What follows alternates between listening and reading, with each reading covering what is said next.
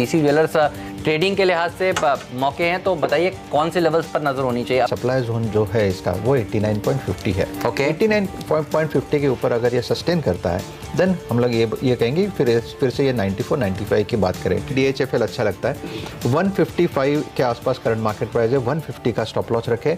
देखिए बेस्ट के सिनेरियो में कहां तक जाएगा, मुझे लगता है 172 का टारगेट होगा। पहला स्टॉक बाजार खुलते ही हमने आपसे क्या कहा था? पीसी ज्वेलर, DHFL, और देखिए ये भागते जा रहे हैं, 6% की बढ़त देखने को मिल रही है।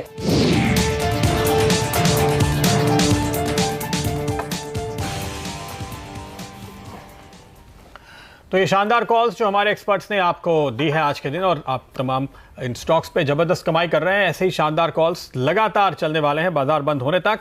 लेकिन इसके अलावा हमारी नज़र हर उस तमाम मुद्दे पर है जिसकी वजह से आपके रिटर्न पे कोई भी फर्क पड़ता है। तो अब बात करेंगे सेंसेक्स, निफ्टी और पॉलिटिक्स की।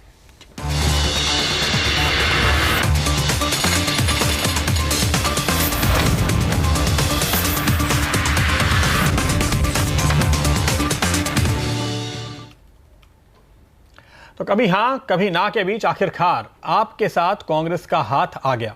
लोकसभा चुनाव को लेकर आम आदमी पार्टी और कांग्रेस के बीच गठबंधन लगभग तय हो चुका है। दिल्ली के साथ साथ हरियाणा और पंजाब में गठबंधन की तैयारी है। दिल्ली में कौन कितनी सीट से लड़ेगा इसका ऐलान होना अभी बाकी है। सूत्रों से जानकारी मिल रही है कि कांग्रेस 3 और आप 4 सीटों पर चुनाव लड़ सकती है। 2014 के लोकसभा चुनाव में बीजेपी ने दिल्ली की सभी 7 सीटों पर जीत दर्ज की थी। इस पर और बात करने के लिए अब नीरज वाजपेयी हमारे साथ जुड़े हैं। नीरज, ये काफ़ी इंटरेस्टिंग था कि दिल्ली में जहां सिर्फ 3 MLA चुन पाए थे बीजेपी की तरफ से 70 में से, वहीं 7 की 7 लोकसभा सीटें उनके हाथ लगी थी। क्या अब वो समीकरण बदलेगा इस गठबंधन के चलते? प्रदीप, अगर ये उस समय की बात होती तो शायद कहा जा सकता था, लेकिन अब चूंकि परिस्थितियां बहुत बदल चुकी हैं राजनीतिक तौर पे, तो ये कहना कि बिल्कुल गणित वैसी चली जाएगी मुश्किल है। मेरे पास आंकड़े हैं। अगर आप 2014 में ही देखिए तो कांग्रेस और आप का जो वोट परसेंटेज था वो 48% था, और 46.4% के साथ 7 सीटें बीजेपी ने जीती थी। तो आमतौर पे ये माना जाता है कि जब 2 लोग मिलते हैं ज़रूरी नहीं कि वो गणित की तरीके से 2 और 2 4 हो जाएं, क्योंकि बहुत सारे ऐसे आपके लोग हैं जो कांग्रेस के खिलाफ चुनाव लड़के आए हैं। आपने जिनके खिलाफ सरकार बनाई है उनके साथ मिल के अब आप चुनाव प्रचार बीजेपी के खिलाफ करेंगे तो वो गणित बनती नहीं, वहाँ केमिस्ट्री बनती है, और उस केमिस्ट्री में दिक्कत हो सकती है। लेकिन उसी जगह ये भी सही है कि बीजेपी के लिए थोड़ी मुश्किलें बढ़ेंगी। अलग अलग लड़ते तो बहुत आसान चुनाव होता, अब थोड़ी सी दिक्कत होगी। लेकिन दिल्ली एक ऐसा स्टेट है जहाँ पे लोग थोड़ा समझदार, पढ़े लिखे, बहुत एक्टिविस्ट टाइप के हैं वहाँ पे। तो दिल्ली का एक अलग नेचर है। वहाँ पे बहुत सारे ऐसे लोग जो IAS की परीक्षा नहीं पास कर पाते तो वहीं नेतागिरी करने लगते हैं। तो उस टाइप के जो कल्चर का दिल्ली है ना, उसमें ये किस तरह से पैन आउट होगा ये आसान नहीं है। लेकिन फिर भी अगर आप गणित से देखेंगे और केमिस्ट्री से देखेंगे तो बहुत आसान नहीं। लेकिन हाँ, बीजेपी के लिए अब उतना आसान नहीं रहेगा, थोड़ी सी मेहनत उनको ज़्यादा करनी पड़ेगी। वाजपेयी साहब, आप तो वैसे ही अपना कमल खिलाते हैं बहुत ज़बरदस्त, आपके नाम में ही नीरज है। मैं आपको एक बात बड़ी कमाल की बात बताऊं, जहां तक पार्लियामेंट्री इलेक्शन है ये 7 की 7 सीट जो हैं वो बीजेपी को जाएंगी, आप कोई भी गठबंधन कर लीजिए। अब रही बात विधानसभा की, जहां पे आपने बताया 67:3 का रेशियो है, वहां पे बीजेपी के साथ एक मेजर प्रॉब्लम ये है कि जितना काम आम आदमी पार्टी ने स्लम्स में किया है, स्कूल्स में किया है, और जो उन एरियाज़ में है जहाँ पे उनकी वोटिंग पॉपुलेशन रहती है, वो काम बहुत ही बेहतरीन है। वो शायद नेशनल मीडिया में आए ना आए, लेकिन वो काम इतना अच्छा है कि वहाँ पे उन्हें किसी तरीके की कोई परेशानी होने की संभावना नहीं है। ये चाहे उनकी 66 सीटें आएँ, चाहे 67 सीटें आएँ, लेकिन मेजॉरिटी उन्हीं की आएगी। मतलब ऐसा नहीं हो सकता कि 35 से कम आए। नहीं, बिल्कुल। आप विधानसभा की बात करें ना, तो बिल्कुल आप सही कह रहे हैं। जैसे मैंने अभी कहा ना कि दिल्ली का थोड़ा नेचर समझिए। UPSC में असफल लोगों के जमावड़ा है वहाँ पे, JNU का जमावड़ा है वहाँ पे, रिटायर हो चुके पत्रकारों का जमावड़ा है वहाँ पे। पत्रकार कभी रिटायर नहीं होते सर, वो जो एक्टिव पत्रकार होते हैं ना, जो अखबारों में काम करते हैं टीम, उसके अलावा वाले NGOs का जमावड़ा है। तो बहुत सारी बड़ी एक तादाद ऐसी है वहाँ पे जो ओपिनियन मेकर या आइडियोलॉग्स के तौर पे काम करती है, और वो लोग मैं मानता हूँ अभी भी केजरीवाल जी के साथ लगे रहते हैं। तो इसलिए जो शैल जी कह रहे हैं उसका इम्पैक्ट जरूर दिखता है। लेकिन वो विधानसभा में, लोकसभा की जब बात आती है तब एक क्वेश्चन बदलते हैं। तो जैसा कि मैं कह रहा हूँ कि दिक्कत होगी, लेकिन इतनी मुश्किल नहीं है, क्योंकि वोट परसेंटेज आपके फेवर में अभी भी जा रहा है। दूसरा, ग्राउंड पे जब आप जाएंगे ना, तब आप वोट कैसे मांगेंगे ये सवाल असली है। लेकिन हरियाणा और पंजाब, क्योंकि पंजाब में खास तौर पे जब देखिए पंजाब में अभी हुआ थे, नहीं, पंजाब में अमरिंदर सिंह ने एकदम एक तरीके से मोर्चा खोल रखा कि नहीं होना चाहिए, और अगर वो होगा तो शायद कांग्रेस टूट जाएगी वहाँ पे। हरियाणा में संभव है, क्योंकि हरियाणा में कांग्रेस का वजूद बहुत कम है इस समय, और वहाँ 2-3 और दल हैं और आप पार्टी, तो इनको लगता है कि हरियाणा ज़्यादा स्ट्रेटेजिकली फिट है पंजाब के सामने। लेकिन दिल्ली में भी एक दिक्कत और आ रही शैल जी, संदीप दीक्षित, अजय माकन को लेकर के मुश्किलें बढ़ रही हैं, और शीला दीक्षित ने अभी भी कर रखा है। अगर ये टाई अप होता है तो हो सकता है कि इसमें संदीप दीक्षित चुनाव न लड़ें, या माकन जी तो आगे बढ़ के लड़ेंगे। ये बहुत इक्वेशन टिकट बांटने में खराब होने वाला है। देखिए वहाँ पे एक और बड़ी अच्छी बात हुई, ये कहा गया केजरीवाल साहब से कि भाई आपने तो शीला दीक्षित जी से बात करी ही नहीं। तो उनकी जो टिप्पणी थी, उन्होंने कहा भाई हमने उनसे बड़े नेता राहुल गांधी जी से बात कर ली, उन्होंने उस वक्त ना कर दी। अब चाहे जैसा कि आपने कहा सूत्रों के हवाले से शायद ये टाई अप होने वाला है, लेकिन दिल्ली एक ऐसी चीज़ है जहाँ पे कोई पॉलिटिशियन ये भूलता नहीं कि आपने उसकी एक बार बेइज्जती करी है। और कांग्रेस में खासकर जो कि एक उनके साथ इशू है कि भाई उनका ऑपोजिशन इंटरनली होता है, तो जो आपने बात कही वो हकीकत में बदलेगी। बिल्कुल देखते हैं, लेकिन दिलचस्प होगा मुकाबला वहाँ पर। अब असली खेल यहाँ पे है कि एक बार इसका ऑफिशियल अनाउंसमेंट हो जाए और उसके बाद कौन सी सीट से कौन लड़ेगा, नाम तय होंगे, तब सही तस्वीर आपके सामने रखी जाएगी कि एक्चुअल में अब वहाँ क्या होगा। दिल्ली एक ऐसा शहर है जहाँ वो चाहता है कि भाई नेशनल लेवल पे आप नरेंद्र मोदी को देखें और स्टेट लेवल पे केजरीवाल साहब बने रहें। अभी जो उससे पहले वहाँ के नगर पालिका के चुनाव हुए, उसका रुझान अलग है। सारे जगहों पे बीजेपी जीत रही है, विधानसभा आते तो आप पार्टी जीत रही, लोकसभा आते तो फिर बीजेपी जीत रही। तो ये एक तरीके से ना, मैं तो कहता कि वहाँ का मतदाता बहुत टिपिकल समझदार, दिल्ली दिल वालों का शहर है, वो सबको दिल में रखते हैं। बड़ा दिल है उनके पास, सबके लिए जगह है, और ये घर घर की कहानी है, और ये घर घर की कहानी है। बिल्कुल सही है।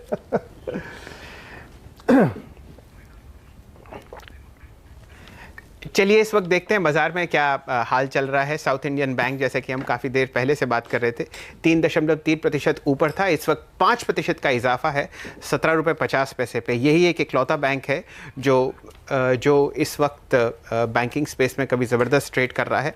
बाकी सब जगह SBI लाइफ में भी थोड़ी बहुत तेज़ी दिख रही है, जस्ट डायल में भी थोड़ी तेज़ी दिख रही है। मुदित गोयल साहब, आपके पास कोई ट्रेड है?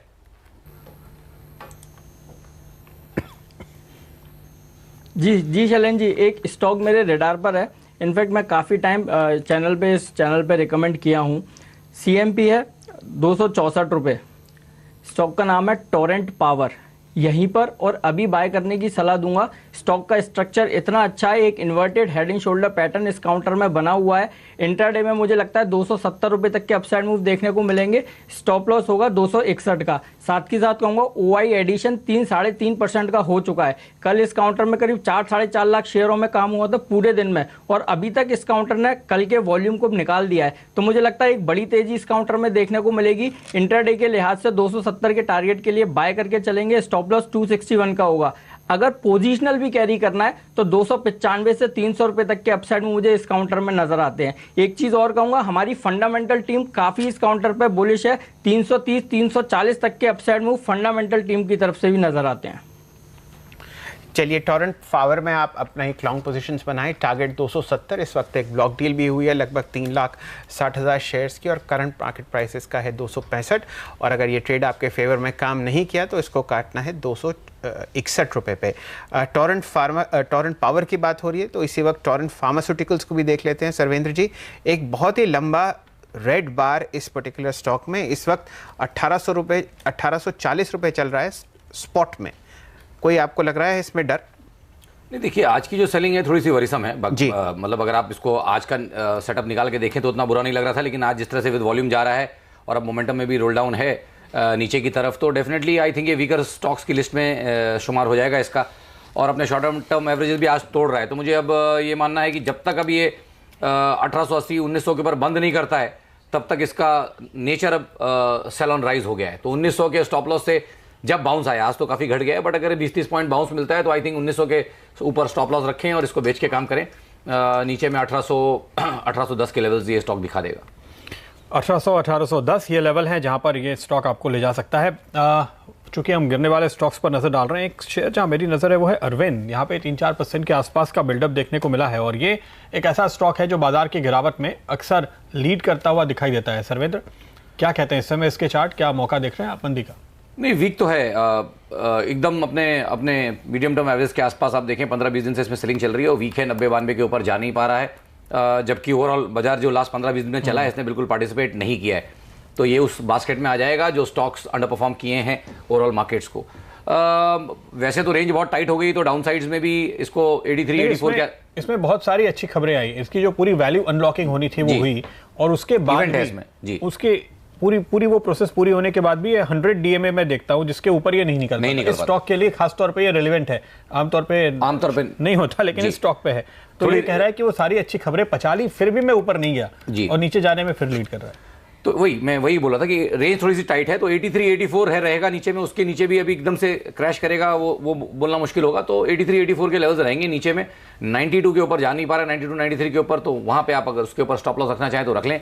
बट जैसे आपने बोला, एक कॉर्पोरेट रिस्ट्रक्चरिंग का ये कैंडिडेट है और इसके अंदर बहुत सारी चीजें हो रही हैं, वैल्यू अनलॉकिंग हो चुकी है, बट मार्केट को अभी तक समझ में नहीं आया है मेरे हिसाब से। तो अरविंद फैशन जो निकला उसमें ज्यादा वैल्यू लोगों को नजर आई, या अनूप इंजीनियरिंग एक और स्टॉक जो निकला उसमें ज्यादा लोगों को वैल्यू नजर आई। सेठी साहब, आप हैं क्या हमारे साथ?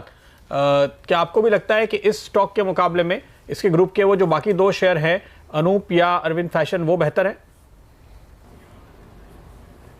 नहीं, बिल्कुल प्रदीप, अगर आप देखेंगे तो डीमर्जर के बाद हमने देखा जो अनूप इंजीनियरिंग और अरविंद फैशन की काफी अच्छी लिस्टिंग हुई और मुझे लगता है वहां पे अगर आपका लॉन्ग टर्म का नजरिया है तो वो दोनों स्टॉक में अरविंद के बनिस्बत कंपैरेटिवली ज्यादा अच्छे रिटर्न्स देखने को मिलेंगे। तो मुझे लगता है अगर तीन में से इन तीनों स्टॉक्स में से चूज करना तो I would like to go with an Anup engineering और an Arvind fashion rather than Arvind. जी, चलिए अनूप इंजीनियरिंग पे राय बन रही है सेठी साहब की। एक चौतरफा व्यू लेते हैं अंबुजा सीमेंट पे। जादव साहब, ये प्रश्न आपके लिए और गोयल साहब आपके लिए भी।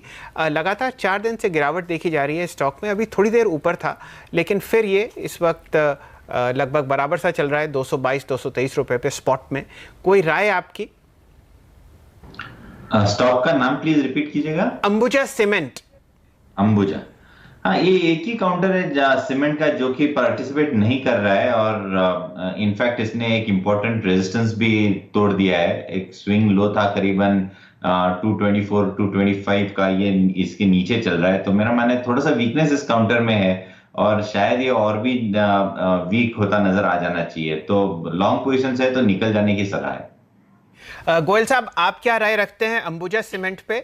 इस वक्त वीकली बेसिस पे देखें तो ये एक सबसे अकेला लूजर है सीमेंट पैक में, एफएनओ स्पेस में।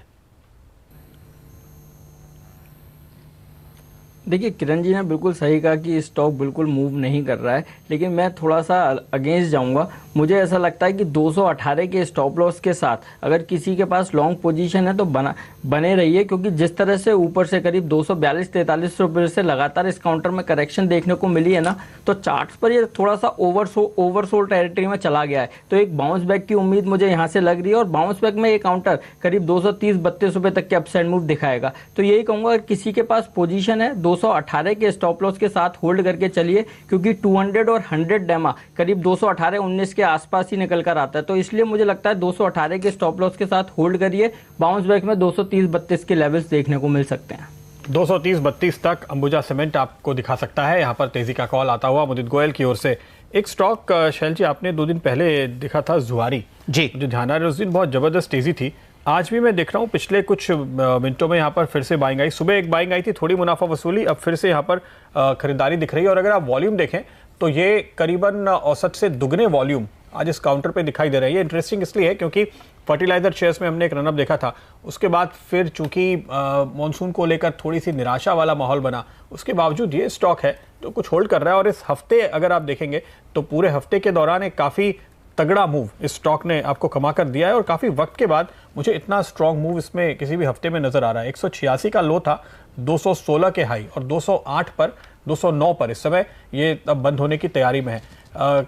इंटरेस्टिंग चाल है वीकली लेवल पर। आप देख रहे हैं सर्वेंद्र, आप तो बॉटम बहुत तगड़ा पकड़ते हैं, कुछ ऐसे संकेत? जी, आई थिंक देखिए 700 रुपए से नॉन स्टॉप 200 तक नॉन स्टॉप गिरने के बाद अब आई थिंक वो जो जैसे आपने बोला कि एक थोड़ा सा ब्रेक जो लगा, और अब अगर आप देखें तो लास्ट 1-2 महीनों से 177-180 के आसपास पहले एक बेस बनाया, 2-2.5 महीने उसमें लगाए।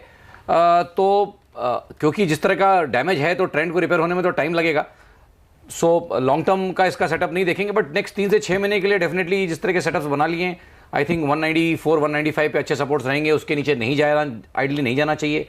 और ऊपर में 225 230 के स्तर इसके लिए खुले हुए हैं। भले ही 10 से 15 वर्किंग डेज लगाएगा, बट आई थिंक ये सेटअप तो अभी इसके क्लियर दिख रहे हैं। करीबन 10% के मूव की आप यहाँ पे बात कर रहे हैं। बहुत अच्छी बात मुझे लगी कि 3 महीने का मूव भी अगर आप देख रहे हैं तो बहुत लंबा नहीं है। आपका लॉन्ग टर्म का नजरिया वाकई लॉन्ग टर्म होता है सर्वेंद्र जी, जहां आप कई महीनों की, कई क्वार्टर्स की चाल पकड़ने की कोशिश करते हैं। तो ये शुरुआती संकेत है, बिल्कुल सही बात है। इतनी गिरावट के बाद कोई भी एनालिस्ट आपको लंबा नजरिया बदल गया ये नहीं कहेगा, लेकिन शॉर्ट टर्म का एक बॉटम जरूर बनता हुआ यहाँ पे दिखाई दे रहा है। ये संकेत हैं जी। और आज महाराष्ट्र में गुड़ी पाड़वा की धूम है और हम अपने एक्सपर्ट से लगातार पूछ रहे हैं गुड़ी पाड़वा के मौके पर उनका पूरन पोड़ी स्टॉक, यानी वो स्टॉक जो नए साल को आपके लिए मीठा बनाए। और इस मौके पर हमारे साथ जुड़े आज एक खास मेहमान, महाराष्ट्र के मुख्यमंत्री देवेंद्र फडणवीस, और उन्होंने आवाज के दर्शकों को अपनी बधाई दी है। आइए सुनते हैं। मैं गुड़ी पाड़वा की भारत की तमाम जनता को बहुत बहुत शुभकामनाएं देता हूं। एक नया पर्व शुरू हो रहा है। इस नए पर्व में सभी की जो अपेक्षाएं हैं उसकी पूर्ति हो और हमारे देश को एक बहुत ही सक्षम सरकार इस नए साल में मिले, इसके लिए मैं शुभकामनाएं देता हूं। तो महाराष्ट्र के मुख्यमंत्री देवेंद्र फडणवीस की ये शुभकामनाएं। और इसके साथ ही अब किरण जी बताइए, आपका वो स्टॉक, पूरन पोड़ी स्टॉक कौन सा है जो आप गुड़ी पाड़वा के मौके पर लेकर आए हैं? वो HDFC रहेगा, एकदम सेफ बेट रहेगी। और जिस तरीके का चार्ट पैटर्न है, weekly charts, monthly charts, daily charts, सभी चार्ट्स में एक बहुत अच्छा ट्रैक्शन देखने को मिल रहा है। कैश लेवल्स की बात कर रहा हूँ, 2060 के करीब ट्रेड कर रहा है। आपका स्टॉप लॉस 2020 का रहेगा और मेरा मानना है कि 2150 से 2200 के लेवल्स आपको आते एक हफ्ते से 1.5 हफ्ते में देखने को मिल जाने चाहिए। इसने जो कप एंड हैंडल का ब्रेकआउट दिया है वो काफी स्ट्रांग है। और उसी के साथ अगर हम वीकली चार्ट्स पे जाते हैं तो मल्टीपल टॉप ब्रेकआउट भी देखने को मिल रहा है। उसके साथ ही साथ एक एसेंडिंग ट्रायंगल पैटर्न का ब्रेकआउट भी देखने को मिल रहा है। तो कुल मिला के एक बहुत स्ट्रांग बाय। और दूसरी बात, अगर डेरिवेटिव चेन डेटा देखते हैं, ऑप्शन चेन डेटा देखते हैं, तो 2100 2150 में बहुत ही अच्छी ट्रैक्शन देखने को मिल रही है। तो मेरा मानना है कि उधर जिस लेवल्स पे ट्रैक्शन है वो लेवल्स की टारगेट आपको देखने को मिल जाने चाहिए। चलिए, HDFC पे इस साल के लिए सबसे अच्छी व्यू दे रहे हैं जादव साहब। इनकी राय है कि इस पे लॉन्ग पोजीशन ली जाए अगले 1 साल के लिए। और अगर आप पिछले 20-22 साल का डेटा देखें तो HDFC जो है, बहुत ही कम ऐसे साल हैं जिसमें इस कंपनी ने नेगेटिव रिटर्न दिया है। एक्चुअली एक कामधेनु स्टॉक है जो हमेशा बहुत ज़बरदस्त रिटर्न देता है। और जादव साहब के हिसाब से अगले साल आपकी ये उपमा सुनेंगे तो बहुत खुश होंगे। नहीं, आप देख लीजिए, आप उसका एनुअल रिटर्न देखिए HDFC और HDFC बैंक का, बल्कि 5 कंपनीज जो HDFC ग्रुप की हैं, AMC को छोड़ के, क्योंकि अभी उसको 1 साल हुए नहीं लिस्टिंग के लिए, साल दर साल बहुत ही बेहतरीन रिटर्न्स आए हैं। ये मल्टी बैगर्स हैं over a period of 2-3 decades. हाँ, और क्योंकि क्वालिटी है। और आप देखिए, आपने जो AMC की बात की, वो एक ही AMC थी जी जिसको झटका नहीं लगा IL&FS का, क्योंकि वो हमेशा क्वालिटी कॉन्शियस थे। और वो एक ही फंड था जहां पे दरअसल IL&FS का एक्सीडेंट होने के बाद और पैसे आए और बाकी लोगों ने वहां पे लॉस बुक किया। तो क्वालिटी पर जिस तरह का फोकस है दीपक पारेख साहब का या आदित्य पुरी साहब का, वो तो बिल्कुल कोई डाउट ही नहीं। हाँ, प्रदीप जी, और एक बात बड़ी इंटरेस्टिंग होती है कि अच्छे टाइम में ये स्टॉक जो है वो ज़्यादा अच्छा करता है क्योंकि लोग क्वालिटी के पास जाते हैं। और जब बुरा टाइम आता है तो सेफ्टी की वजह से, जहां वो ढूंढते हैं कि आपका पैसा कहां सुरक्षित रहे, तो उसमें पैसा आता है। आप अगर HDFC बैंक और ICICI बैंक को कंपेयर करें, लगभग दोनों एक ही साल के आसपास लिस्ट हुए थे, मेरे ख्याल से 94 और 95 में। और आप रिटर्न्स देख लीजिए, जहाँ तक मुझे लास्ट टाइम याद है, लगभग 45 गुना पैसा हुआ है आपका ICICI बैंक में और 100 गुना से ज़्यादा हुआ है HDFC बैंक में। तो ऐसा नहीं है कि ICICI बैंक मल्टीबैगर नहीं हुआ, वो भी हुआ, लेकिन HDFC बैंक की तो बात ही अलग है। और इसका अंदाज़ा आपको ऐसे लग जाता है कि देखिए, इस समय 1/3 वेटेज निफ्टी बैंक में HDFC बैंक का है, इसी वजह से, क्योंकि इसकी मार्केट कैप उतनी ज़्यादा बड़ी है और ICICI का वजन उसका करीब आधा है। तो ये साफ तौर पे शानदार परफॉर्मर रहे हैं, शानदार रिटर्न इन्होंने कमा कर दिए हैं और आगे भी देने की पूरी उम्मीद। तो नए साल के लिए एक बार फिर से ये स्टॉक आपके सामने आता हुआ। सेठी साहब बताइए, आपका गुड़ी पाड़वा स्टॉक क्या है? पहले तो प्रदीप और शैलेंद्र जी और आपके सभी दर्शकों को गुड़ी पाड़वा और ये नए साल के उपलक्ष्य में हार्दिक शुभकामनाएं। जहां तक मेरा गुड़ी पाड़वा के लिए जो पूरनपोली स्टॉक है उसका सवाल है, मुझे पसंद आता है इन लेवल्स पे मैरिको। ये एक दिग्गज एफएमसीजी कंपनी है भारत की, जिसके कई पॉपुलर ब्रांड्स हैं जैसे कि सफोला है, पैराशूट है। और हमने अभी देखा हाल ही में 2-3 दिन पहले इनके मैनेजमेंट ने जो अपनी कमेंट्री दी है FY20 के लिए, बहुत ही इंप्रेसिव कमेंट्री दी है, बहुत अच्छे वॉल्यूम ग्रोथ की बातें करी है, एक मार्जिन एक्सपेंशन की बातें करी है। मुझे लगता है ये स्टॉक इस साल बहुत अच्छा करना चाहिए। और जिस तरह से इनका जो मेजर रॉ मटेरियल है कोपरा, उसके प्राइसेस इन दिनों में काफी टूटे हैं, तो उसका एक फायदा जरूर इस कंपनी को होगा और काफी अच्छे मार्जिन एक्सपेंशन देखने को मिलेंगे। और फिर ये जो साल है ये इलेक्शन ईयर होने के कारण एक रूरल इकोनॉमी में अच्छी रिकवरी देखी जानी चाहिए और उसका एक पॉजिटिव इंपैक्ट इस तरह की कंपनी जो कंजम्पशन डिमांड पे डिपेंड करती है उन पे देखने को मिलता है। फिर ये कंपनी का जो मॉडर्न जो डिस्ट्रीब्यूशन चैनल्स है जैसे ई कॉमर्स है या ऑनलाइन सेल्स है, वहां पे भी काफी अच्छी ग्रोथ दर्ज कर रही है। और जिस तरह के वैल्यूएशंस पे ये स्टॉक ट्रेड करता है, अपने जो पीयर्स है जैसे हिंदुस्तान यूनिलीवर जैसे स्टॉक है, इनके कंपैरिजन में काफी डिस्काउंट पे ये ट्रेड करता है। तो मुझे लगता है ये स्टॉक को ये 358-360 के लेवल पे बिल्कुल खरीदना चाहिए। मेरा 1 साल का लक्ष्य रहेगा 475 रुपए का। 475 रुपए का लक्ष्य है मैरिको पे। डायरेक्टर साहब, एक बार आप ऐसा कीजिए, हमारे साथ सिटी साहब जुड़े हुए हैं, इनको फुल फ्रेम में लाइए। इन्होंने इतना ज़बरदस्त कुर्ता पहन रखा है कि हम सब फीके पड़ रहे हैं इनके सामने। देखते हैं सिटी साहब को फुल फ्रेम पे। सिटी साहब, आपने तो कमाल ही कर दिया।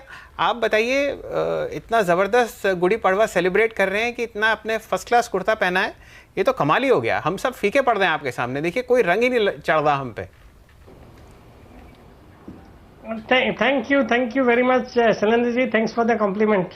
तो चलिए, मैरिको के अलावा आप और कौन से स्टॉक्स देख रहे हैं एफएमसीजी के स्पेस में? देखिए, एफएमसीजी के स्पेस में जो दिग्गज कंपनी है आईटीसी, वो भी मुझे बहुत पसंद है। एक तो स्टॉक ने पिछले 1-2 साल में अपने पीयर्स को अंडर परफॉर्म किया है और मुझे लगता है ये स्टॉक बिल्कुल एक बहुत अच्छे लेवल पे ट्रेड करता है और इस स्टॉक को भी करंट लेवल्स पे खरीदना चाहिए। मेरा 1 साल का लक्ष्य आईटीसी पे 375 रुपए का है। बात एफएमसीजी स्टॉक्स की हो रही है, बहुत ही समय के बाद ऐसा है सिटी साहब कि हिंदुस्तान यूनिलीवर जो है वो 200 डीएमए के नीचे मिल रहा है। आपको इस पे अपनी राय व्यक्त करेंगे? नहीं, देखिए, वैसे स्टॉक ने बहुत जबरदस्त रिटर्न्स दिए हैं पिछले 1-2 साल में, बट मुझे लगता है इन लेवल्स पे आप अगर कंपैरिजन करेंगे तो बाकी के जो एफएमसीजी स्टॉक्स हैं उनके कंपैरिजन में एक बहुत ही एक्सपेंसिव वैल्यूएशन पे ये स्टॉक ट्रेड करता है। तो मुझे लगता है हालांकि ये स्टॉक भी चलेगा, बट कंपैरेटिवली मुझे लगता है आईटीसी है, मैरिको है, डाबर है, ये ज्यादा अच्छे रिटर्न्स दे सकते हैं। तो उस लिहाज से मुझे लगता है एचयूएल की जगह आप आईटीसी को लेंगे तो I think it would give you much better returns. चलिए, आईटीसी को देखते हैं। और इस वक्त डायरेक्टर साहब आप दिखाइए अल्ट्राटेक सीमेंट का प्राइस मेरे ख्याल से 4219 के आसपास चल रहा है ये फ्यूचर्स मार्केट में। जादव साहब, आप कुछ करना चाहेंगे इस स्टॉक पे? आपने 4170 के आसपास एक कॉल दी थी। बिल्कुल लॉन्ग पोजीशंस होल्ड करनी चाहिए, बिल्कुल बिकवाली नहीं करनी चाहिए। इधर से 200-250 रुपए की मूव आपको अगले 3-4 ट्रेडिंग सेशन में देखने को मिल जानी चाहिए। ये जो ब्रेकआउट है बहुत ही शानदार ब्रेकआउट है, बहुत कम बार ऐसे ब्रेकआउट देखने को मिलते हैं और जब मिलते हैं तो प्रोबेबिलिटी ऑफ फेलियर बहुत कम होता है। तो मेरा मानना है कि पोजिशनल के हिसाब से ही रखना चाहिए, काफी अच्छी अपसाइड बिल्कुल देखने को मिल जानी चाहिए। चलिए, अपना पोजिशनल कॉल जो आपने अल्ट्राटेक सीमेंट में अगर लिया हो जादव साहब के कहने पे, तो आप उसको बरकरार रखिए। अब 2 दिल्ली वाले बात करते हैं। गोयल साहब, बताइए क्या ट्रेड है आपका 3 बजे के लिए?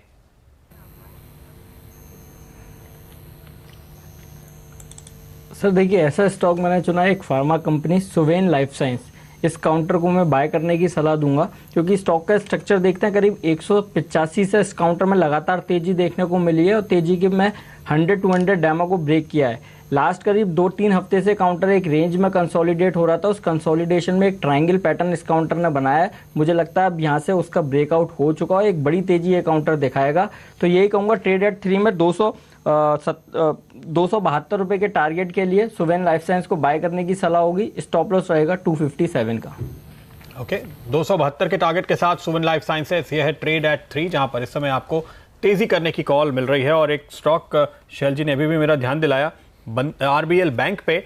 और शैल जी, सुबह पहला सौदा में जब हम बात कर रहे थे कि कौन से स्टॉक्स पे इस समय मौका देखना चाहिए जब मिड कैप की तेजी शुरू हुई और बैंक्स में इन जनरल कमजोरी थी, तो मैंने यही स्टॉक हाईलाइट किया। तो सुबह हम करीब 660 के आसपास बात कर रहे थे। तो अगर आपने सुबह हमारे साथ यहाँ पर ट्रेड किया है, 10 रुपए की कमाई, आरबीएल बैंक डायरेक्टर साहब, आरबीएल बैंक जरा स्क्रीन पे लाइए, अब 670 पे पहुंच चुका है इस वक्त। सर्वेंद्र क्या कहेंगे आप? ये आउट परफॉर्मिंग स्टॉक था, अच्छे डिप में मौका दे रहा है। अभी भी देखिए 690 तो ये इसी पिछले हफ्ते के हाईज हैं, वहां से 20 रुपए नीचे ही मिल रहा है। नहीं बिल्कुल, आई थिंक अगर आप इसके 2018 के हाईज देखें जो 650 के आसपास थे, उसका ब्रेकआउट करने के बाद इमीडिएटली फर्स्ट डे जब भी इसको रिटेस्ट किया वहां पे इमीडिएटली बाइंग आई है। सो ये एक अच्छा इंडिकेशन है मीडियम टू लॉन्ग टर्म की स्टॉक अपने पिछले बुल मार्केट के हाई के आसपास अच्छा सपोर्ट पा रहा है। तो उस नज़रिए से देखें तो आई थिंक स्ट्रक्चर्स काफ़ी अच्छे हैं। थोड़ा ओवरबॉट है यहाँ पे क्योंकि चला हुआ है 550 से तकरीबन 700 तक नॉन स्टॉप आया है, बट स्टिल आई थिंक 650 का एरिया इसका एक अच्छा सपोर्ट एरिया है और उसके नीचे स्टॉप लॉस रख के अभी भी ट्रेड में बने रह सकते हैं। और डेफिनेटली जैसे आपने बोला 690 का लेवल है, आई थिंक वो निकलेगा। 700-710 के लेवल्स भी ये आपको प्रिंट करके दिखाएगा स्क्रीन पे। चलिए डायरेक्टर साहब, और 2-3 बैंक्स की बात करते हैं। ये सब मिड कैप बैंक्स हैं। आप दिखाइए फेडरल बैंक, कर्नाटका बैंक, ये दोनों जो हैं इस वक्त अपने दिन के सबसे उच्चतम स्तर पे चल रहे हैं। फेडरल बैंक लगभग 99 रुपये पे एफएनओ मार्केट पे, और इसी तरीके की तेज़ी कर्नाटका बैंक पे भी देखी हुई है। साउथ इंडियन बैंक जो हमने 3% गेन के साथ शुरू किया था, वो इस वक्त 6% ऊपर है। इनमें से कोई आपको पसंद आता हो सर्वेंद्र जी? और ये प्रश्न आपके लिए भी मुदित जी। आई थिंक अगर आप देखें तो स्ट्रक्चर ऑलमोस्ट सिमिलर हैं, लीड लैग है। सो केटीके और फेडरल बैंक के पैटर्न सेम हैं। अगर आप देखें तो बहुत ही शानदार bullish head and shoulder reversal setups दोनों में बने हुए हैं। केटीके उसको लीड कर रहा है क्योंकि ऑलरेडी नेकलाइन से काफ़ी ऊपर है, 120 का ब्रेकआउट था, अब तकरीबन 136 के आसपास चल रहा है, तो 10% वहाँ से ऑलरेडी चल रहा है। फेडरल बैंक अपनी नेकलाइन के आसपास ही है, 95 की नेकलाइन थी और 98 पे चल रहा है। तो आई थिंक दोनों शॉर्ट टू मीडियम टर्म अवधि में नेक्स्ट 1 से 3 महीने के लिए दोनों स्टॉक्स अच्छे लग रहे हैं। जिसको जो पसंद है ले सकता है। दोनों के मैं लेवल्स दे देता हूँ। आई थिंक यहाँ मुझे लगता है कि केटीके बैंक के केस में आप 145-150 तक जाएंगे इस लेग में, तो आप अगर बाय कर रहे हैं तो आपका स्टॉप लॉस रहेगा 130 के नीचे। और अगर आप फेडरल बैंक देखें जहाँ रिस्क रिवॉर्ड्स थोड़े बेटर हैं क्योंकि टारगेट्स थोड़े ज़्यादा हैं, यहाँ मुझे लगता है कि 110-115 के टारगेट्स इस बैंक के लिए आएंगे ऊपर में, और आप अगर इसको ट्रेड कर रहे हैं तो आप 92 के नीचे स्टॉप लॉस लगा के रखेंगे। चल जी, कर्नाटका बैंक मुझे लगता है ये जो खबर लक्ष्मी विलास बैंक और इंडिया बुल्स की चल रही है उसके चलते लोगों को लगता है कि ये भी एक अगला कैंडिडेट होना चाहिए, क्योंकि हमने ऑलरेडी एक शादी होते हुए देख ली जो कैपिटल फर्स्ट और आईडीएफसी बैंक की हुई। अब दूसरी बात चल रही है कि एक फिर एनबीएफसी और बैंक के बीच में आई बुल हाउसिंग और लक्ष्मी विलास बैंक का मर्जर हो सकता है। लेकिन कर्नाटका बैंक ऐसा बैंक है जिसके स्वयंवर कई हुए। मैं आपको एक अंग्रेजी की कहावत सुनाता हूँ, आपने बड़ी अच्छी बात करी। मैं लगभग 12-15 साल से इस बैंक को देख रहा हूँ और कई लोग आके कहते हैं कि भाई ये तो बिल्कुल बिकने वाला है। तो Karnataka bank is actually always the bridesmaid and never the bride. बिल्कुल, ये दूसरा तरीका आप कह सकते हैं कि यानी खुद का स्वयंवर नहीं इनका या खुद की शादी नहीं। लेकिन अब चूंकि ये दो जी, अगर ये दूसरा केस भी हो जाता है, अभी तो ये अटकलें हैं, तो आप जरूर यहाँ पर तैयारी देखेंगे। और शायद यही कोई ड्राइवर फेडरल बैंक के लिए भी है, क्योंकि ये भी एक 3 डिजिट में आ गया बैंक आता हुआ नजर आ बैंक है और यहाँ पर आप इसी वजह से तेजी देख रहे हैं। सेठी साहब, आप कैसे देखते हैं? पहले तो ये राय दीजिए, जो मुख्य केस है जिस पर इस समय फोकस है, लक्ष्मी विलास बैंक और आई बुल हाउसिंग, अगर ये खबरें जो आ रही हैं कि इनकी बोर्ड मीटिंग चल रही है और ये मर्जर की घोषणा जल्दी हो सकती है, तो इन दोनों स्टॉक्स पे क्या असर देखते हैं? यहाँ से क्या लेंगे? नहीं, बिल्कुल देखिए, ये जो खबरें हैं अगर मटेरियलाइज होती है तो दोनों स्टॉक के लिए विन विन सिचुएशन है। और हमने देखा लक्ष्मी विलास बैंक में तो निचले लेवल से बहुत अच्छी तेजी हुई है, और वैसे इंडिया बुल्स हाउसिंग फाइनेंस में भी पिछले एक वीक में ही 10-15% स्टॉक ऑलरेडी चल चुका है। हालांकि अपने हाइट से काफी नीचे अभी भी है, बट मुझे लगता है इन खबरों के ऊपर इस स्टॉक में और तेजी बन सकती है। तो I am bullish on both the stocks. और जहां तक बाकी के ये जो प्राइवेट सेक्टर बैंक्स हैं छोटी साइज वाले, जिनमें आज हम बहुत अच्छी तेजी देख रहे हैं, जैसे Karnataka bank, federal bank, South Indian bank, इन सब में इसी जो न्यूज है इसका मुझे लगता है एक इम्पैक्ट देखा जा रहा है। और वैसे भी फेडरल बैंक और कर्नाटका बैंक दोनों के परफॉर्मेंस में भी काफी अच्छा सुधार देखा जा रहा है। तो मुझे लगता है ये दोनों बैंक को कोई भी गिरावट पे अपने रडार पे रखना चाहिए और गिरावट पे खरीदारी करने की सलाह रहेगी। इस वक्त निफ्टी और बैंक निफ्टी जो हैं वो अपने दिन के सबसे उच्चतम स्तर पे हैं। डायरेक्टर साहब, जरा देखते हैं कौन कौन से ऐसे स्टॉक्स हैं जो निफ्टी के गेन में कंट्रीब्यूट कर रहे हैं। इस वक्त 52 पॉइंट ऊपर चल रहा है Nifty. Infosys, TCS, HDFC bank, ये जो है ये 4 स्टॉक्स लगभग 73 पॉइंट कंट्रीब्यूट कर रहे हैं गेनर्स में, और उन गेनर्स में ये 4 सबसे ऊपर हैं। इस वक्त 11,648 पे ट्रेड करता हुआ निफ्टी। बैंक निफ्टी 30,000 के स्तर के ऊपर। यही 4 बैंक्स, इसमें और 2 आप जोड़ लीजिए, HDFC, IndusInd bank, Kotak Mahindra bank और आरबीएल बैंक जिसके बारे में हम अभी बात कर रहे थे, कुल मिला के ये 184 पॉइंट कंट्रीब्यूट कर रहे हैं। बैंक निफ्टी 127 पॉइंट ऊपर 30,000 के आसपास। एक एनबीएफसी स्टॉक मुझे नजर आ रहा है शैल जी, और इस पर किरण आप राय दीजिए, क्या ये बीटीएसटी ट्रेड हो सकता है? आपका फेवरेट है आरईसी। क्या बात, काफी अच्छी तेजी यहाँ पर दिख रही है। पहले शुरुआत में पहले घंटे में चला था, उसके बाद थोड़ी देर रुका, फिर हर घंटे नया हाई बनाया, धीरे धीरे चल रहा है, लेकिन देखिए आखिर में दिन के हाई पर आता हुआ। क्या देखते हैं किरण इसमें, क्या एक बीटीएसटी या अगले हफ्ते के लिए एक पोजिशनल ट्रेड बनेगा? बिल्कुल बनना चाहिए, और 159 के टारगेट्स हो गए सोमवार के लिए, तो बिल्कुल बाय करके चलना चाहिए। 153 का स्टॉप लॉस होगा। Risk to reward ratio profile बहुत ही स्ट्रांग है, 1.5 रुपए की रिस्क है और अच्छी खासी 4-5 रुपए की अपमूव देखने को मिल जानी चाहिए। मैं 2 कैश स्टॉक्स की बात करूंगा। उसमें सबसे पहले NIIT, क्योंकि ये दिल्ली की कंपनी है, तो मुदित गोयल साहब ये आपके लिए ज़बरदस्त वॉल्यूम, लगभग 61 लाख शेयर की ट्रेडिंग, जो 7 गुना ज़्यादा है अपने एवरेज वॉल्यूम से, और ये स्टॉक 7% ऊपर। आप बताइए NIIT पे आपकी राय। ये NIIT टेक नहीं, NIIT की बात कर रहा हूँ मैं। बिल्कुल शैलेंद्र जी, इस काउंटर को बाय करके चलना चाहिए, इस काउंटर को पोर्टफोलियो में रखना चाहिए, क्योंकि जिस तरह के स्ट्रक्चर बने हुए हैं, सबसे पहले कहूँगा शॉर्टर टाइम फ्रेम में inverted head and shoulder pattern, उसका ब्रेकआउट, लॉन्गर टाइम फ्रेम में कंटिन्यूएशन ट्रायंगल, जिसको हम सिमेट्रिकल ट्रायंगल भी बोलते हैं, उसका ब्रेकआउट वीकली चार्ट्स पर भी हो चुका है। 100-200 डेमा के ऊपर ये काउंटर ट्रेड हो रहा है। सब कुछ चार्ट्स पे अच्छा नजर आ रहा है, वॉल्यूम अच्छे हैं, इस काउंटर में बड़ी तेजी बनेगी। मुझे लगता है 110 रुपये तक के अपसाइड मूव NIIT लिमिटेड में देखने को मिलेंगे। तो किसी के पास पोजीशन है, बिल्कुल होल्ड करके चलिए, एंट्री भी ले सकते हैं यहाँ पे 110 रुपये के टारगेट के लिए। स्टॉप लॉस रहेगा 88 का। चलिए, अगर आपके पास ये पोर्टफोलियो में स्टॉक है तो आप करीब इस लेवल पे रख सकते हैं, और इसमें 110 रुपये तक की तेज़ी देखी जा रही है। मुदित गोयल साहब के साथ जादव साहब, ये प्रश्न आपके लिए। ज्योति लैबोरेटरीज, इसमें भी बड़ी ज़बरदस्त वॉल्यूम, करीब 15 लाख शेयर्स का ट्रांजैक्शन अभी तक हो चुका है, 7 गुना वॉल्यूम और 6% की तेजी। बहुत ज़बरदस्त गैप अप के साथ आज ये शेयर खुला था, आपकी राय?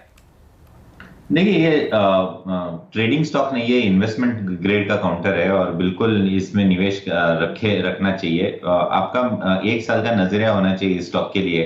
167 या 170 का आपका स्टॉप लॉस होना चाहिए, और टारगेट्स के लिए मैं मानता हूं कि करीबन 275-280 के लेवल्स आपको 1 साल के अंदर देखने को मिल जाने चाहिए।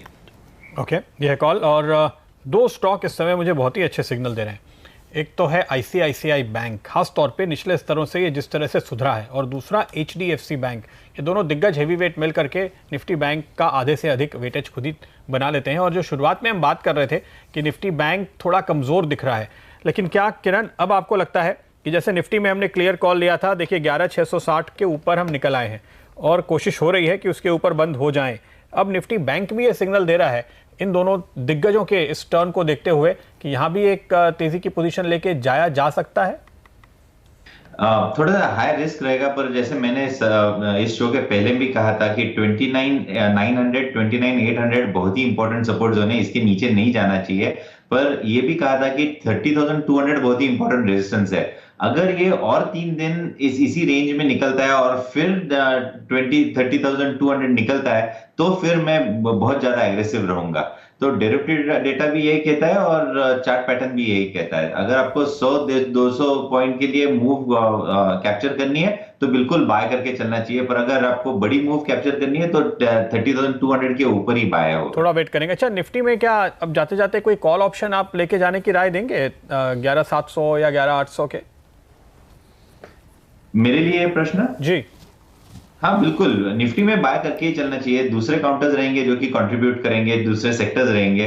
अभी के लिए मेरा बाय कॉल रहेगा करीबन 11,700 के कॉल ऑप्शन में, जो कि ओवरनाइट पोजीशन रहेगी। पर मेरा मानना है कि काफी अच्छी अपसाइड आपको इस कॉल में देखने को मिल जानी चाहिए। मेरे पास अभी ऑप्शन डेटा नहीं है, नहीं तो मैं पर है ये वीकली कॉल ऑप्शन में आपको बता दूं, 11,700 का वीकली कॉल जो है 59 रुपए पर चल रहा है। आप यहाँ पर क्या टारगेट्स देखते हैं? नहीं, अभी मैं वो उसके बाद नहीं कर पाऊंगा क्योंकि मेरे पास वो कैलकुलेटर अभी खुला नहीं है। ओके, लेकिन तेजी का मौका है। अगर आप रिस्क कम रखना चाहें तो ऑप्शंस के जरिए ये ट्रेड ले सकते हैं, और ये बहुत ही अच्छा संकेत जो बैंकों में रिकवरी आई है। अब देखिए यूनियन बैंक में भी अब खरीदारी आते हुए दिख रहे हैं। कुछ और लिक्विड कैश मार्केट के या वायदा कारोबार के बैंकिंग स्टॉक्स भी सभी पार्टिसिपेट कर रहे हैं।